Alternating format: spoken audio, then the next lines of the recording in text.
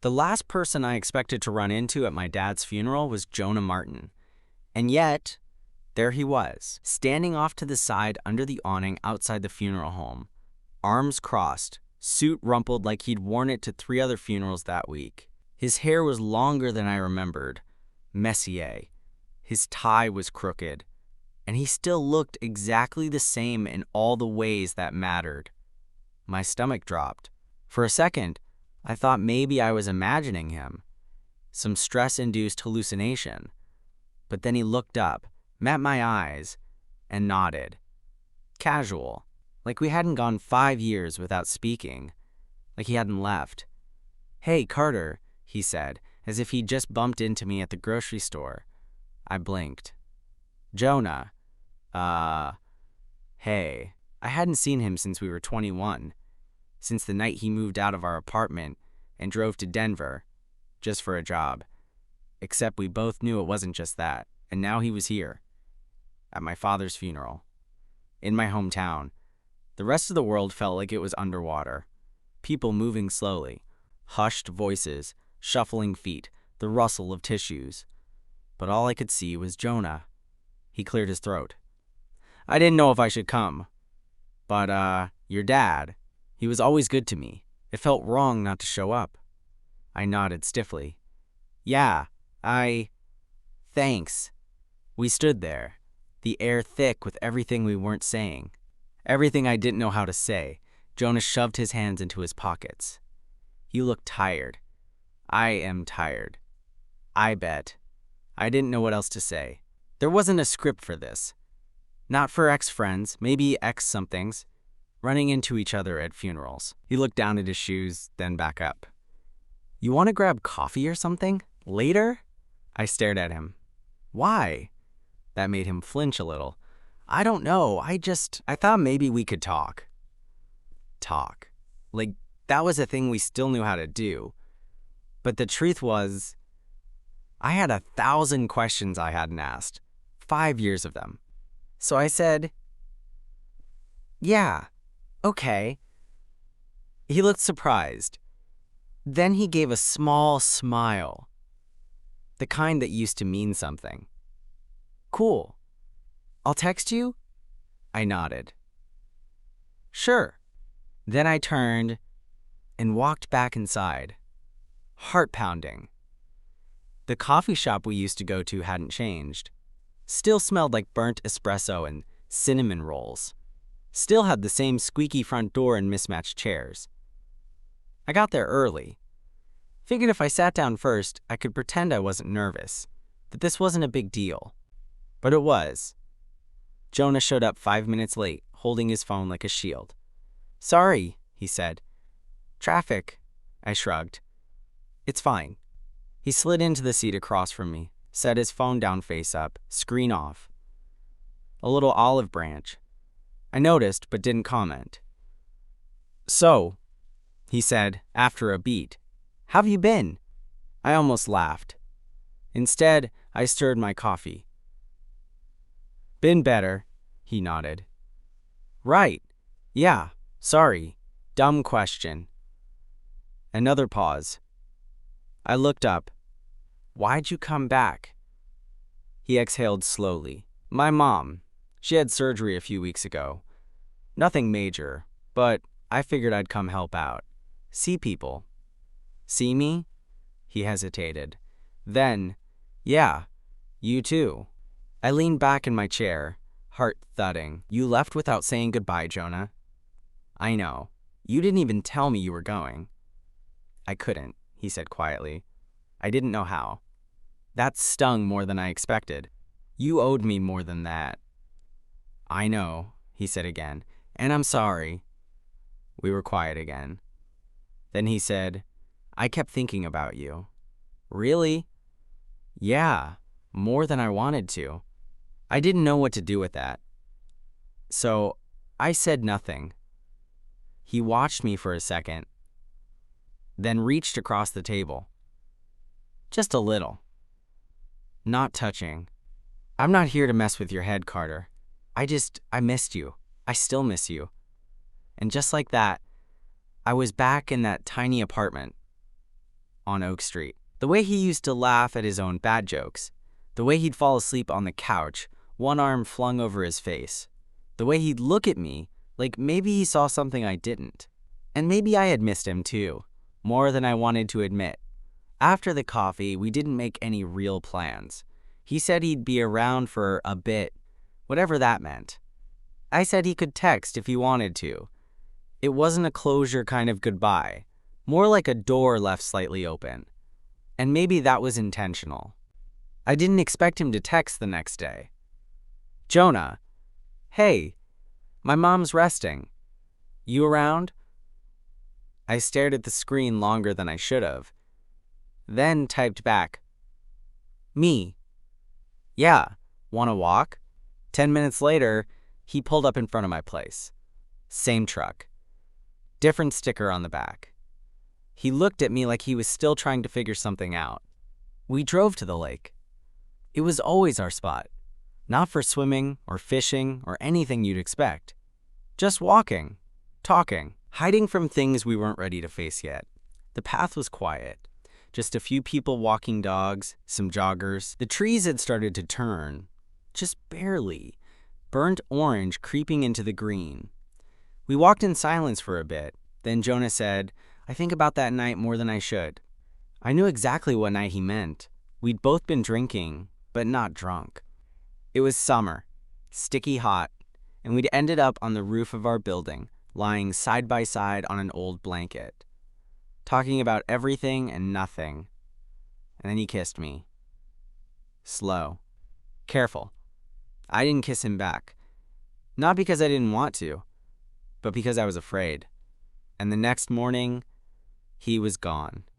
I didn't mean to make things weird, he said now, kicking at a loose rock on the trail. You didn't make it weird, I said. You didn't talk to me for 3 days. I shrugged. I didn't know what to say. You could have said anything. I looked over at him. So could you. He winced, like I'd hit a nerve. Fair. We reached the clearing that overlooked the lake. Still water. A few birds skimming across the surface. Same view we used to sit in front of when we were too broke to go out but too restless to stay in. He sat down on the bench. I hesitated, then sat beside him. You know, he said after a while, I told myself I left for the job. But that's not the full story. No? He shook his head.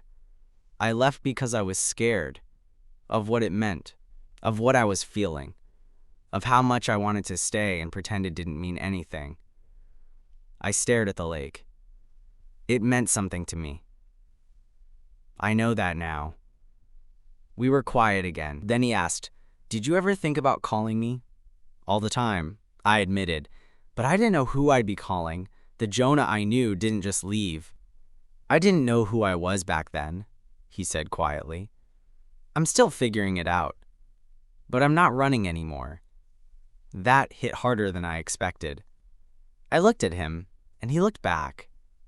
His expression wasn't asking for anything. Not forgiveness, not permission, just honesty. So I gave him some. I thought I hated you, I said, for a long time, but I think I was just mad that you left before I could decide what I wanted. And now? I don't know, I said honestly, but I don't hate you. His shoulders relaxed, like I'd just taken 100 pounds off of them. We sat there for a while longer, watching the water, letting the silence do what it needed to do. Then he said, You want to come over tonight? I could cook. Well, reheat something. I'm not going to lie and say I've changed that much. I laughed softly. Yeah, sure.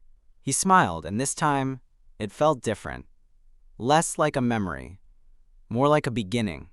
Jonah's mom's house still smelled like lemon cleaner and something warm, like baked apples or clove. She wasn't home when I got there. Staying with her sister tonight, he explained, holding the door open like it was no big deal. He looked nervous, not twitchy, not obvious, just less sure of himself than usual. Like he wasn't totally convinced I'd still be there in 5 minutes.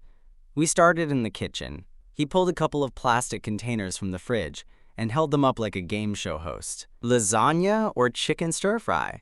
Place your bets. I pointed to the lasagna. Feels like a lasagna kind of night. Classic, he said, smiling a little. Same Carter. I didn't know what to say to that. The way he said it made my chest tighten. We ate on the back deck, plates balanced on our knees, the early evening sky, a pale gradient of lavender and orange. The yard was quiet. Just the hum of cicadas and the faint clink of forks on ceramic. It should have felt awkward, but it didn't. After a while, Jonah leaned back in his chair, plate empty, and looked over at me. I kept that old hoodie, by the way. I blinked. What? The gray one. From college. The one you let me borrow when we had that busted heater for like 3 weeks. I remembered that hoodie. Oversized. Faded. My favorite one.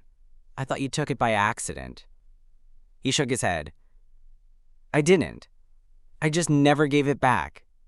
Why? He looked down at his hands.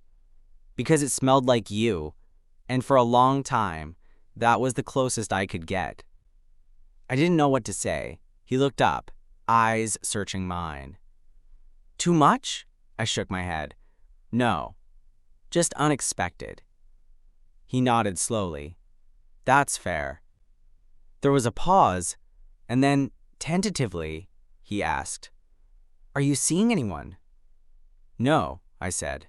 Haven't in a while. Why not? I shrugged.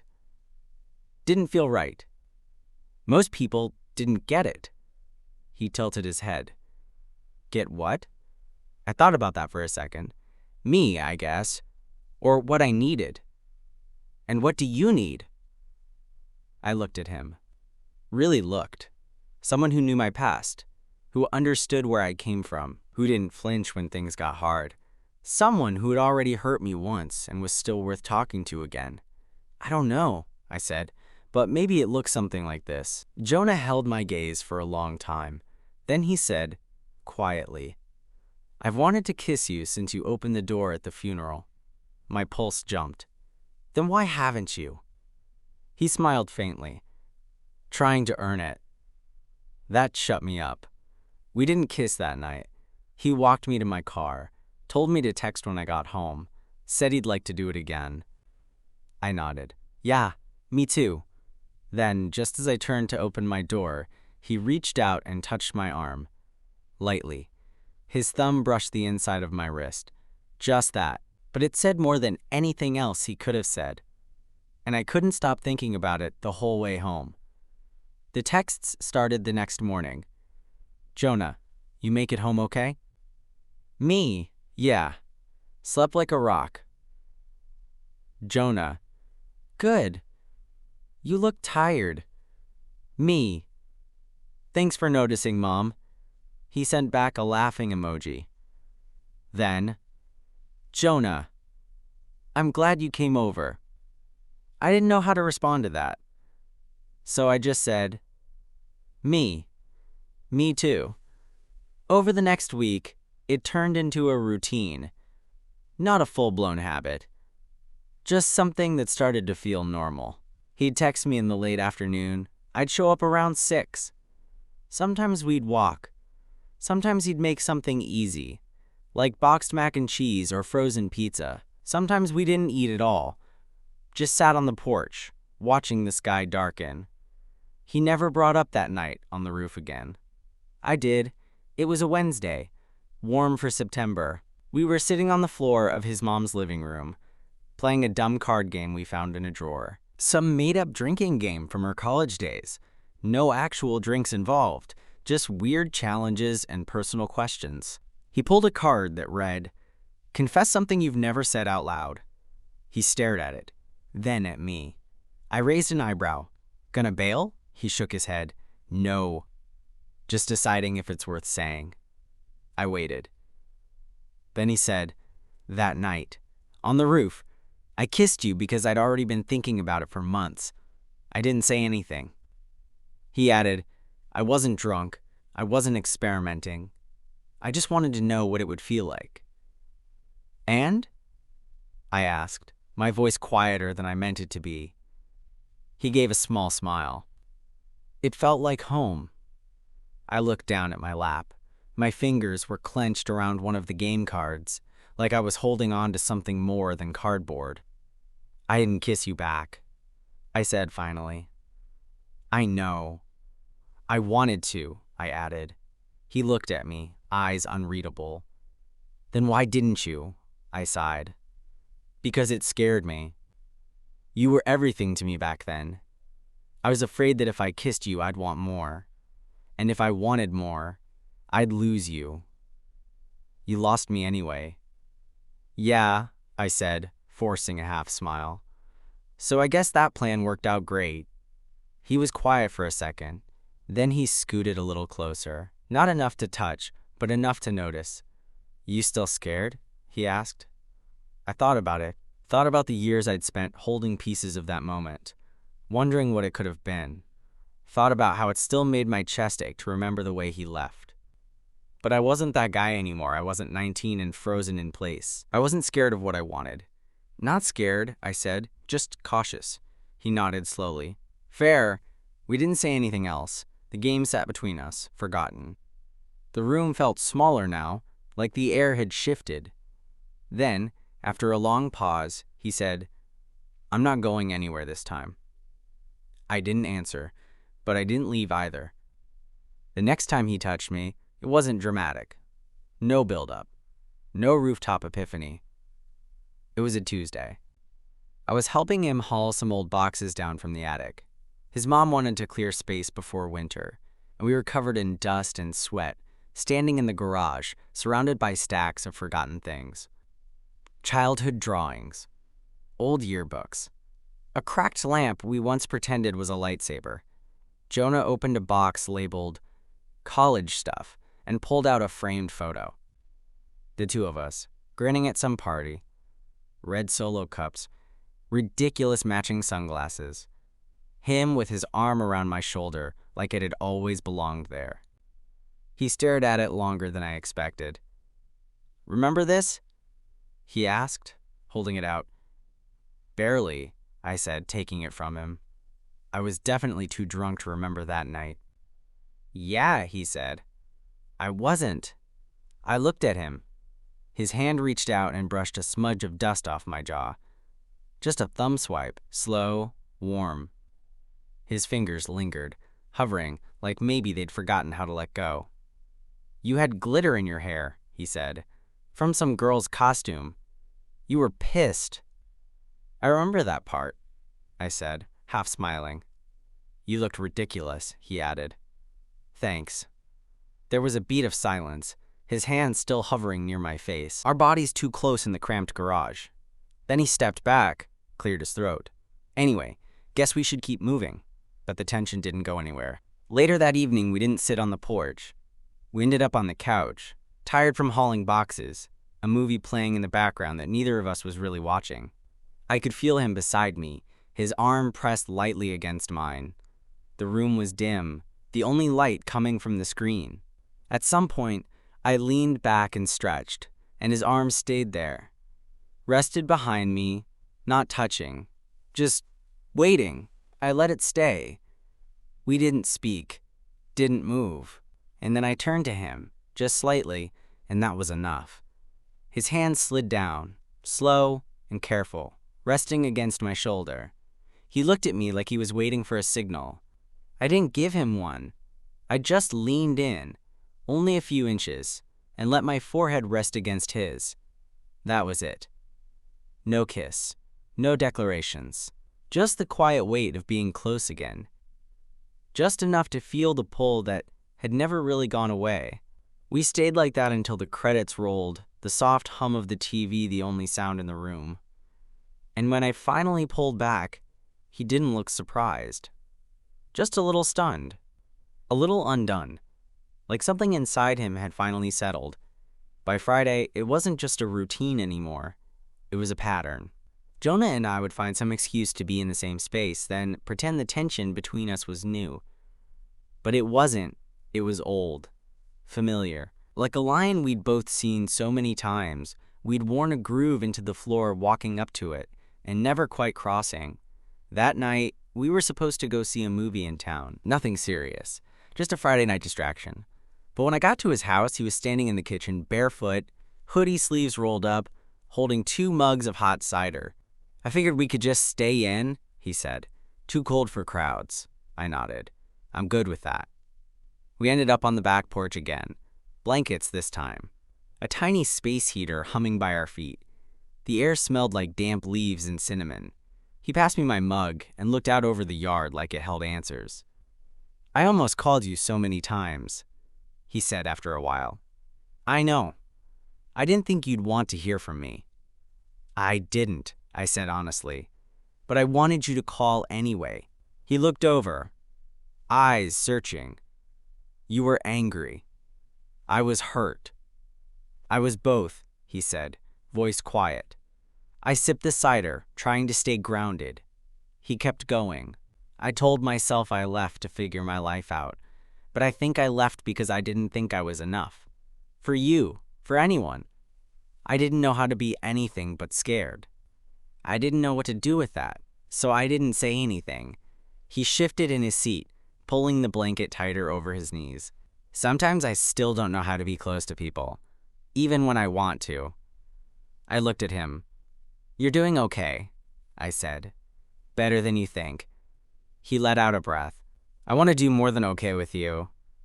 That landed like a stone dropped in still water. He turned to me, and his voice was steady now. Can I kiss you? I didn't answer. I leaned in. It wasn't like the kiss from college. That one had been messy, uncertain, full of too many questions. This one was slower, clearer. His lips were warm against mine, cider sweet and steady. He didn't rush it. He just kissed me like he meant it. Like he was still trying to say all the things we hadn't.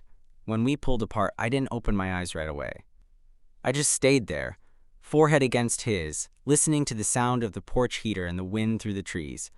Jonah whispered, I've wanted to do that for 5 years. I smiled. Worth the wait. The next morning, I woke up to a text. Jonah, can I see you tonight? It was barely 8 a.m. I stared at the screen, my mouth pulling into a slow smile. My fingers hovered over the keyboard like I needed to think about it. But I didn't. Me. Yeah, I'd like that. He didn't wait long to reply.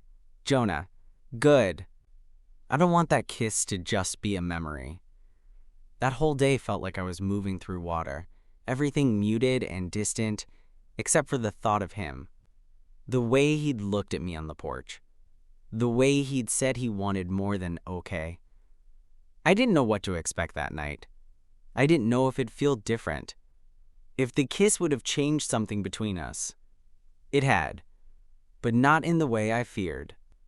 When I walked into his house, he was in the kitchen again, this time cooking something that smelled vaguely like burnt garlic. The stove fan was on. Music played low from a speaker by the sink. He looked over when he heard me come in. Hey. That's all it took. Hey, I said back, and suddenly everything in my chest softened. He wiped his hands on a towel and walked over. No hesitation, no theatrics. He kissed me before I could say anything else. Not like last time. This kiss was warmer. Familiar now. His hand rested on my side, gentle, like he was afraid of rushing it. When he pulled back, he looked at me with this open expression. Quiet, unshielded. Didn't want to lose my nerve, he said. You didn't have to, I told him. Dinner was chaos. Burnt pasta, undercooked veggies, and wine that was probably older than it should have been. We laughed through all of it. Ate standing up at the counter, leaning into each other like it had always been that way. Afterward, we sat on the couch. No movie this time, no distractions, just music, and the slow hush of the night creeping in through the open window. He turned to me, fingers brushing mine. You remember when we used to talk about the future? He asked. Yeah, I always pictured us older, you with your own design firm. Me? Not sure, but I pictured us in the same city. Like, we'd figure it out eventually. I nodded. I used to picture that too, even after you left. I wanted to come back sooner, he said. I just didn't think I had the right. You still don't, I teased. He laughed. Then, quieter, but you let me in anyway. I didn't say I was smart. His smile faded into something softer. You were always smart. You were just kind.